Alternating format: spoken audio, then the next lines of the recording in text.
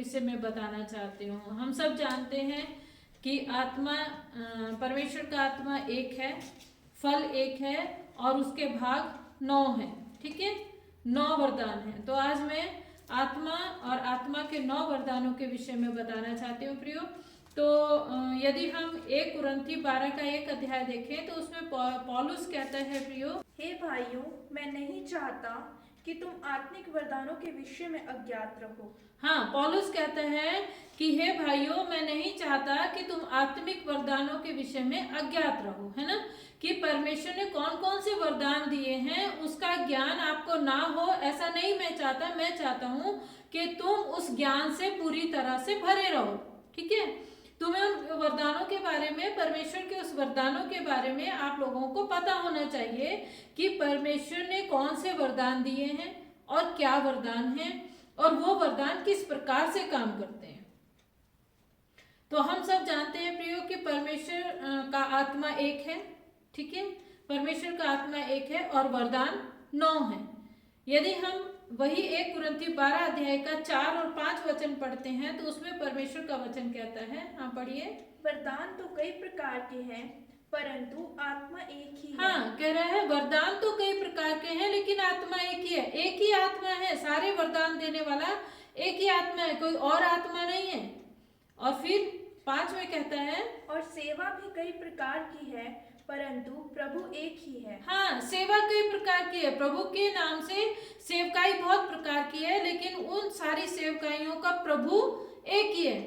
अब आत्मा के 9 वरदान कौन कौन से दिए प्रियो? हम सबको पता है कि परमेश्वर ने बुद्धि का वरदान दिया है, ज्ञान का वरदान दिया है, हमारे को चंगाई का वरदान दिया है, भविष्यद्वाणी का वरदान दिया है, सेवकाई का दिया है, आत्माओं को जीतने का दिया है ना, अन्य भाषाओं का ज्ञान दिया है, अन्य भाषाओं के अर्थ बताने का भी ज्ञान दिया है।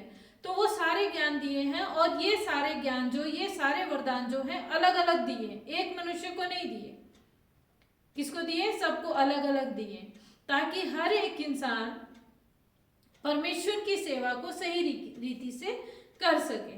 अब परमेश्वर ने एक ही मनुष्य को ये सारे 9 के 9 वरदान क्यों नहीं दे दिए? क्यों परमेश्वर को जरूरत पड़ी कि हर एक को अलग अलग वरदान दे?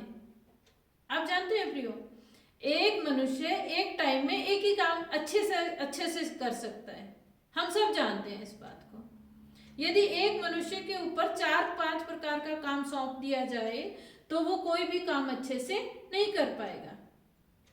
तो इसलिए परमेश्वर ने हमारे बोझ को हल्का करने के लिए हमें पहले एक वरदान दिया, और जिनको योग्य समझा उनको, हो सकता है उनको और भी वरदानों से भरता है परमेश्वर। हम देखते हैं कि परमेश्वर के सेवा करने वाले लोग जो परमेश्वर की अच्छे से सेवकाई कर रहे हैं प्रियो, वो लोग ज्यादा वरदानों से भरे हैं और भी कई वरदानों से भरे हुए हैं, है ना। आप जानते हैं परमेश्वर ने हमें इन वरदानों को अलग अलग तरीके से इसलिए दिया ताकि हम सब मिलकर परमेश्वर की सेवा को अच्छी तरीके से कर सके। समझ रहे हो आप? ताकि हम सब मिलकर अच्छे से कर सके परमेश्वर की सेवा को, और हमारे अंदर घमंड भी ना आए और हम एक दूसरे से श्रेष्ठ भी ना समझे। क्योंकि जब तक हम मिलकर परमेश्वर के कार्य को नहीं करेंगे तब तक परमेश्वर की जो सेवकाई है वो भी नहीं बढ़ेगी। जिस तरह यदि हम प्रियो देखिए 1 कुरिन्थी 12 अध्याय 12 के 12 से यदि हम 26 तक पढ़ते हैं तो उसमें परमेश्वर की देह और उसके अंग के विषय में बताया गया है और कहा है कि मनुष्य की एक ही देह है लेकिन उसके अंग जो हैं अलग अलग हैं, और उन सारे अंगों का काम जो है प्रियो वो अलग अलग है। ठीक है, हाथ का काम अलग है, आंख का काम अलग है ना, आंखें अलग काम करती हैं, पांव अलग काम करते हैं, है ना। तो ये जो सारे अंग हैं, जो हमारे शरीर के जो सारे अंग हैं, हाथ है, पांव है ना, हमारी आंखें हैं, मुंह है, तो ये कोई भी नहीं बोल सकता कि मैं श्रेष्ठ हूं। ठीक है, मैं श्रेष्ठ हूं करके कोई भी नहीं बोल सकता। क्यों? क्योंकि हर एक की अपनी अपनी इंपॉर्टेंस है प्रियो। क्यों इंपॉर्टेंस है? क्योंकि हाथ का काम पांव नहीं कर सकता और पांव का काम हाथ नहीं कर सकता। ठीक इसी तरह हमारी आंखों का काम कान नहीं कर सकता और कान का काम आंखें नहीं कर सकती। तो हमारे शरीर का कोई भी अंग प्रियो ना तो छोटा है और ना बड़ा है। हर एक की अपनी अपनी ये जगह पर इम्पोर्टेंस है प्रियो। और यदि हमारे इस शरीर का एक अंग भी अगर हमारे शरीर में ना हो तो प्रियो वो शरीर पूरा नहीं कहलाता है, वो अंग वो पूरा पार्ट नहीं कहलाता, ठीक है, वो पूरी बॉडी नहीं कहलाती है ना। हाँ, मान लो एक इंसान की आंख नहीं है, एक साइड की आंख नहीं है, तो हम क्या कहेंगे, काना है वो, तो है ना, क्या कहेंगे, काना है वो, पूरी तरह से वो संपूर्ण रीति से उसकी देह पूरी नहीं है। इसी तरह से अगर मान लो पाँव नहीं है तो हम क्या कहेंगे, वो लंगड़ा है, ठीक है, क्यों, क्योंकि उसकी बॉडी में, उस देह में कोई ना कोई कमी है, तो वो पूर्ण नहीं है। ठीक इसी तरीके से प्रियो, जब परमेश्वर ने हमें ये 9 वरदान दिए और इन 9 वरदानों को परमेश्वर ने हमें कहा कि ये मेरी सेवकाई के लिए, और यदि ये वरदान परमेश्वर की सेवकाई में पूरी तरह से काम नहीं करेंगे प्रियो, तो परमेश्वर का कार्य पूरी तरह से नहीं होगा। और ये जो सारे कार्य हैं, ये यीशु मसीह की देह के अंग हैं। जो वरदान हमें दिए गए हैं और जिन वरदानों के द्वारा हम प्रभु का कार्य कर रहे हैं, वो परमेश्वर जिस तरह हमारे शरीर के अंग, हाथ, पांव और आंखें हैं, ठीक इसी तरह से ये वरदान है परमेश्वर के राज्य की बढ़ोतरी के लिए प्रिय। जब तक ये वरदान पूरी तरह से काम नहीं करेंगे, तब तक परमेश्वर का राज्य पे पूरी तरह से स्थापित नहीं हो पाएगा, ना ही वो बढ़ पाएगा। यही कारण है प्रियो कि कलीसिया में मान लो एक प्रेरित है, वो तो वचन से टीच कर रहा है, क्यों, क्योंकि उसको ज्ञान और बुद्धि की बातें दी गई हैं और वो वचन से अच्छी तरह सिखा रहा है, ठीक है, लेकिन उनको भविष्यवाणी का गिफ्ट नहीं है, उनको चंगाई का गिफ्ट नहीं है, तो क्या होगा, वहां पर एक मनुष्य चंगाई वाला भी चाहिए, एक भविष्यवाणी वाला भी चाहिए। तो भविष्यवाणी वाला भविष्यवाणी ही कर सकता है, चंगाई देने वाला चंगाई दे सकता है। लेकिन प्रियो, यदि आपको मान लो एक वरदान दिया गया है और अगर आप उस वरदान के प्रति बहुत वफादार हैं और परमेश्वर का बहुत अच्छे से कार्य कर रहे हैं, तो परमेश्वर आपको और अधिक वरदानों से भर सकता है। अब एग्जाम्पल कैसे, यीशु मसीह सिक्कों का दृष्टांत देते हैं कि एक मनुष्य ने एक को 5 सिक्के दिए, है ना, एक को 5 तोड़े दिए और एक को 2 तोड़े दिए और एक को 1 ही तोड़ा दिया। अब जिसको 5 तोड़े दिए थे उसने मेहनत की और 5 और कमा लिए, 2 जिसको दिए थे उसने भी मेहनत की और 2 और कमा लिए, तो कितने हो गए, जिसके 5 थे उसके पास 10 हो गए और जिसके पास 2 थे उसके पास 4 हो गए।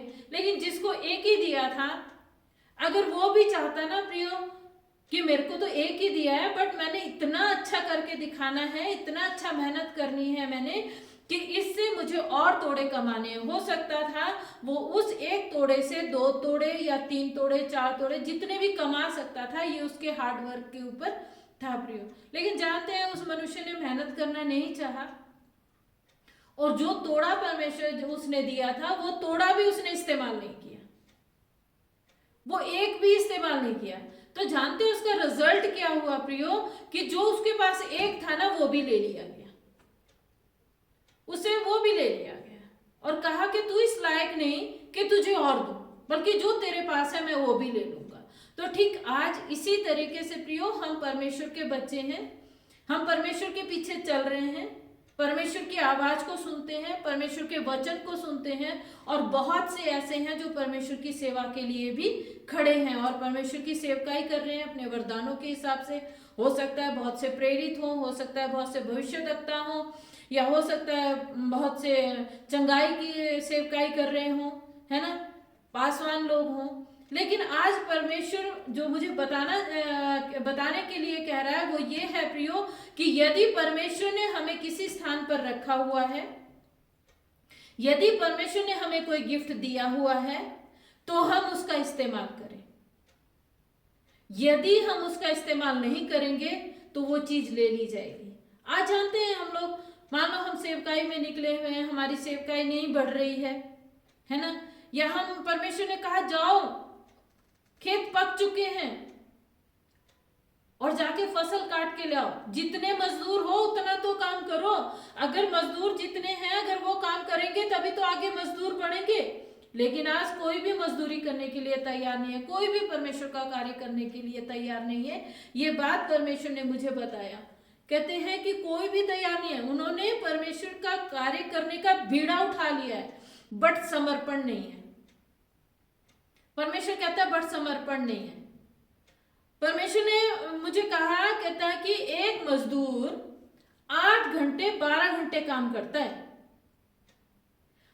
और तुम मुझे बताओ कि जिन्हें मैंने वरदानों से भरा हुआ है, जिन्हें मैंने अपनी सेवकाई के लिए चुना हुआ है, तुम बताओ मेरे लिए कितने घंटे काम करते हो, या कितना समय तुम मुझे देते हो, कितना बोझ रखते हो। परमेश्वर कहता है आज तुम आलसी बन गए हो। वरदान मैंने दिया है, उस वरदान को इस्तेमाल कर रहे हो, लेकिन तुम्हारा वो इस्तेमाल करना जो है वो आलसी स्वभाव का है।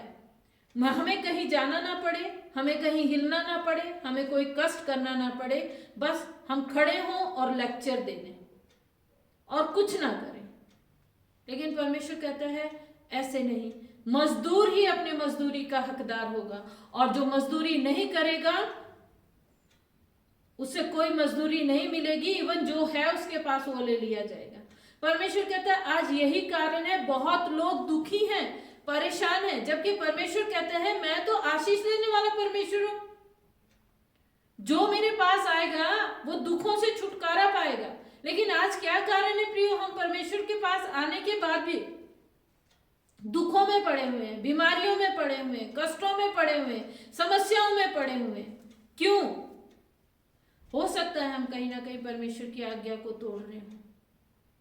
परमेश्वर कहता है तुम्हारे पास जितना है ना, परमेश्वर ने कहा है कि ज्ञान जो है वो बांटने से बढ़ता है। एक परमेश्वर ने ज्ञान क्यों ऐसा रख दिया प्रियो, आज जानते हैं अगर हम धन को बांटते हैं तो हमारा धन कम हो जाता है, वो बढ़ता नहीं है। लेकिन परमेश्वर ने ज्ञान को ऐसा रख दिया है कि ज्ञान को तुम जितना बांटोगे उतना बढ़ेगा। और परमेश्वर ने क्या कहा, मैंने तुम्हें सेत में दिया है और तुम सेत में जाके दो, बिना कीमत देने के लिए बोला है। और जब तुम बिना कीमत दोगे, सेत में दोगे, तुम मेहनत करोगे, तो उसकी मजदूरी मैं दूंगा तुमको। ये मेरी इच्छा है कि मैं तुम्हें कितनी मजदूरी दूं। तो प्रियो, जिस तरह परमेश्वर कहता है कि मैं देह हूं, मैं शरीर हूं और तुम मेरी देह के अंगो, मैं देह हूं तुम्हारी और तुम मेरी देह के अंगो। जिन्होंने भी परमेश्वर को अपना प्रभु करके ग्रहण कर लिया है, जिन्होंने कहा है कि प्रभु अब मेरा जीवन तेरे लिए है, अब मैं अपना जीवन तेरे लिए समर्पित करता हूँ। हम बहुत तालियां बजाते हैं प्रियो, बहुत अभिषेक से भरते हैं, बहुत कुछ करते हैं, चर्च आते हैं, सब कुछ करते हैं, सारी बातें करते हैं, लेकिन जब परमेश्वर का कार्य करने की बात आती है तो हमारे जीवन में आलस आ जाता है, हमारे पास समय नहीं होता, हमारे अंदर थकावट आ जाती है, हम कर नहीं पाते हैं। और जहां पर भी जो वरदान है हमारा, वो वरदान खत्म होता चला जाता, वो वरदान वहीं के वहीं प्रियो धीरे धीरे धीरे धीरे, जैसे एक पौधा लगाया है, एक पौधा हमने लगाया है, उसको डेली पानी की जरूरत है प्रियो और खाद की जरूरत है। समझ रहे हो आप? अगर उस पौधे को पानी नहीं मिलेगा, खाद नहीं मिलेगी, सूर्य की रोशनी नहीं मिलेगी, वो पौधा सूख जाएगा। ठीक उसी तरह प्रियो आज हर एक को परमेश्वर ने अपने वरदान दिए हैं। जब हम परमेश्वर के पास आ जाते हैं वो गिफ्ट दे देता है, किसी को बुद्धि दे देता है कि बेटा मैंने तुझे ये बुद्धि दी है, जाकर मेरी बातें बता। किसी को ज्ञान और समझ की बातें दे देता है कि जाके तुम अच्छे से मेरे लोगों को ज्ञान दो, जिनके पास बुद्धि की घटी है उनको जाके बुद्धि की बातें सिखाओ। बहुत से लोगों को भविष्यवाणी का वरदान दिया है कि जाओ और जाकर मेरी बातें बताओ कि मेरे लोगों के विषय में मेरी क्या इच्छा है। अपनी बातों को प्रकट करता है परमेश्वर। तो जिस प्रकार प्रियो विभिन्न प्रकार की सेवकाई है, उसी प्रकार वरदान भी विभिन्न प्रकार के हैं। लेकिन ये सारे काम कौन करता है? ये काम केवल एक आत्मा करता है प्रियो, पवित्र आत्मा करता है। पवित्र आत्मा के अलावा और कोई आत्मा नहीं है जो परमेश्वर के कार्य को कर सकती है। ठीक है, अगर हमें परमेश्वर का कार्य करना है तो परमेश्वर के आत्मा के चला ही चलना पड़ेगा प्रियो। परमेश्वर ने क्या कहा, जो मेरा कहना नहीं मानते वो शैतान की ओर से हैं। आज हमने एक समर्पण कर दिया है कि प्रभु हम तेरा कार्य करेंगे, तेरे पीछे चलेंगे, अब तू ही हमारा प्रभु है, अब तुझे छोड़ के हम कहीं जाने वाले नहीं हैं। ये सारी बोलनी और कहानी वाली बातें हो गई हैं। परमेश्वर कहता है वो केवल तुम एक रटा रटाया शब्द बोलते हो, जबकि ना तो मैं तुम्हारे जीवन में हूं, ना ही मेरी बातें तुम्हें पसंद है, ना ही तुम मेरे कहे अनुसार चलते हो। और जो चलता है वो आशीष पाता है, जो समर्पित होता है वो आशीष पाता है।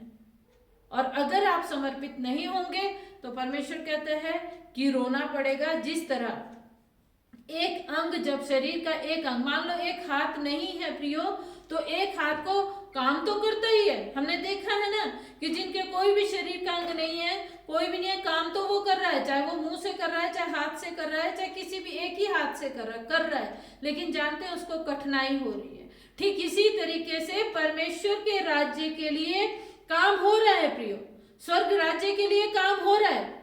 लेकिन यदि सारे एकजुट होकर अच्छा परिश्रम करेंगे तो परमेश्वर का राज्य तेजी से बढ़ेगा।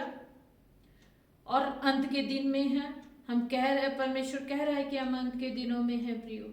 ठीक है, मलाकी में आप 4 अध्याय में देख लो, कह रहा है वो धधकते भट्टे के से दिन आने वाले हैं, है ना। पढ़ो तो मलाकी 4:4। हम अंत के दिनों में रह रहे हैं प्रियो। अभी लापरवाही का टाइम नहीं है, अभी ठंडे रहने का टाइम नहीं है, बल्कि परमेश्वर से पूछने का टाइम है, प्रभु हम कहाँ जाएं, क्या करें और कैसे अपने जीवन को बिताएं। हमें कुछ समझ नहीं आ रहा। परमेश्वर कहते हैं मैं दूंगा तुम्हें बुद्धि। परमेश्वर कहते हैं मैं तुम्हें भेजूंगा अपने भविष्यवक्ताओं को बोलने के लिए, मैं भेजूंगा तुम्हारे पास अपने अगुओं को गाइड करने के लिए। हाँ पढ़िए मलाकी 4:4। क्योंकि देखो वह धधकते भट्टे का सा दिन आता है जब सब अभिमानी और सब दुराचारी लोग अनाज की खूंटी बन जाएंगे। हाँ, कहता है वो धधकते भट्टे का सा दिन आ गया है, अंत के दिन बिल्कुल नजदीक है। और कहते हैं जो घमंडी और अहंकारी हैं, जो मेरे काम को करना नहीं जानते, चोगा पहन लिया है।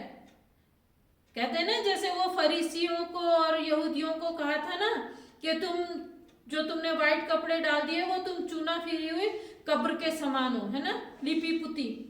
ठीक ऐसा ही आजकल हमारा जीवन हो गया है प्रियो। हमने परमेश्वर का नाम ले लिया है, परमेश्वर के पीछे चलने का काम कर दिया है, यीशु मसीह को पहन लिया है। यीशु मसीह का नाम लेना ही हमें पवित्रताई को दिखाता है। आप जानते हैं बहुत लोग बोलते हैं कि यीशु मसीह के लोग बड़े पवित्र लोग होते हैं। भाई बहुत पवित्र लोग होते हैं यीशु मसीह का, अच्छा ये पवित्र लोग हैं। लेकिन प्रियो क्या हमारा जीवन उस पवित्रताई के समान है?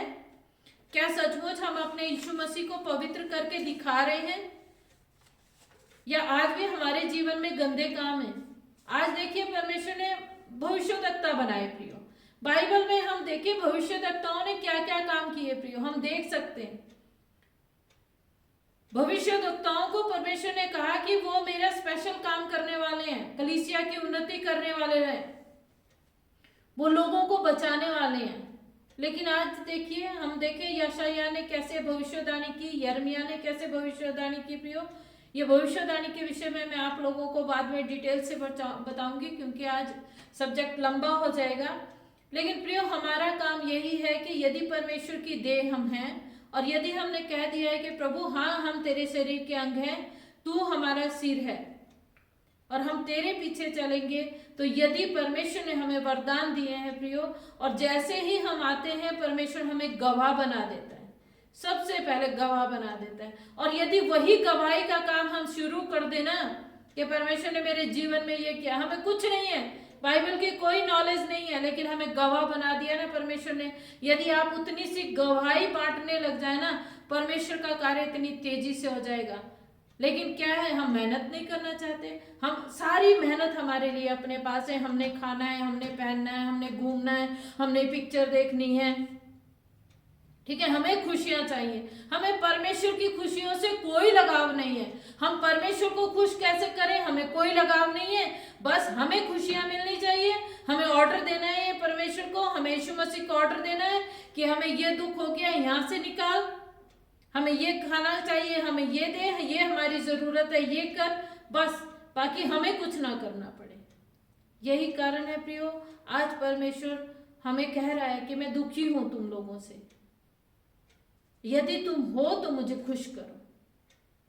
यदि मैंने तुम्हें वरदान दिया है तो मेरे वरदानों को पहचानो और काम करो। क्यों? क्योंकि अंत नजदीक है, मैं बहुत जल्दी लेने के लिए आ रहा हूं। हर एक का हिसाब किताब लिया जाएगा। आप कितने साल से प्रभु के पास हैं? अगर आपको पासवान बना दिया है तो आपने पासवान की सेवकाई किस तरीके से की है? यदि आपको बुद्धि दी गई है तो आपने अपनी बुद्धि का इस्तेमाल कैसे किया है? यदि आपको एक भविष्यद्वक्ता बना दिया गया है तो क्या आपने सही भविष्यवाणी के द्वारा आत्माओं को बचाया है, या उसके द्वारा कुछ कमाने का जरिया बनाया है, या लोग धोखा दिया है? जैसे वो 400 झूठे नबी और वो अमावस्या झूठा नबी बना था। आपने जाना है प्रियो, झूठे नबियों के लिए क्या क्या सजा मिली हुई है उन लोगों को। तो यदि हम परमेश्वर के वचन का गलत इस्तेमाल करेंगे, परमेश्वर के वरदान का गलत इस्तेमाल करेंगे, तो आशीष की जगह श्राप आएंगे और जीवन की जगह मृत्यु आ जाएगी। तो यदि हम परमेश्वर में हैं और परमेश्वर के वचन को सही रीति से जानते हैं तो हमें वचन को सही रीति से ही अप्लाई भी करना पड़ेगा प्रियो। यदि हमें आशीष चाहिए, यदि हमें खुशियां चाहिए, यदि हमें यीशु मसीह चाहिए, यदि हम सचमुच कहते हैं कि हमें प्रभु तेरे पास जाना है, तो हमें प्रभु की सेवा सही तरीके से करनी पड़ेगी। इन दिनों में परमेश्वर मुझे बहुत सी ऐसी बातें बता रहे हैं प्रियो। जैसे एक बार हिजकिय्याह राजा के पास यिर्मयाह को भेजा था, तो वो डर रहा था वो कि पता नहीं वो राजा है, यदि मैं उसको बोलूंगा कि तेरी मृत्यु हो जाएगी तो वो मेरे साथ कुछ भी कर सकता है। लेकिन जब परमेश्वर बोलने पर आता है ना प्रियो, तो सारे डर को खत्म कर देता है।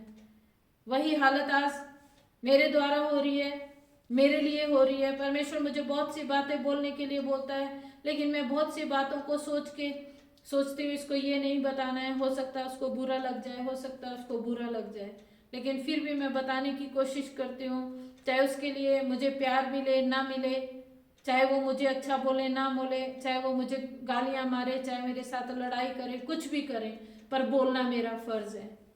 और इस फर्ज को निभाने के लिए मैं कोशिश कर रही हूँ प्रियो कि मैं सही रीति से कर सकूं, क्योंकि परमेश्वर अपने वचनों के द्वारा बताता है कि जैसे यिर्मयाह को बोला था कि उठ खड़ा हो, जो कुछ मैं तुझे बोलने की आज्ञा दूं तू वो बोल देना, तू उनके मुख को देखकर मत डरना, अगर तू उनके मुख को देखकर घबरा जाएगा तो मैं तुझे घबरा दूंगा।